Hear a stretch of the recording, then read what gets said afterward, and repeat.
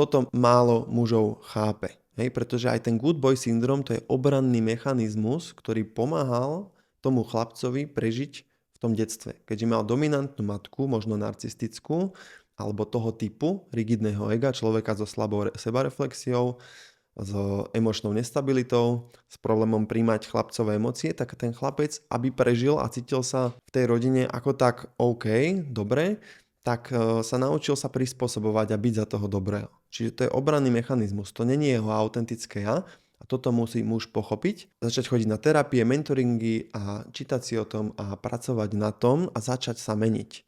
A začať čeliť tomu, že mnohé vzťahy sa rozpadnú tým, ako sa bude meniť, čo je ten jeho najväčší strach. Že keď nebudem dobrý chlapec, keď nebudem sa prispôsobovať a začnem mať hranice, takže tí ľudia ma opustia. V mnohých vzťahoch to je skutočne pravda. Akurát prídu potom vzťahy nové a zdravšie a lepšie. A týmto, keď si prejde, tak sa dostane niekam úplne inde. Bude robiť iný typ práce, inak v tom fungovať, mať iné priateľstvá.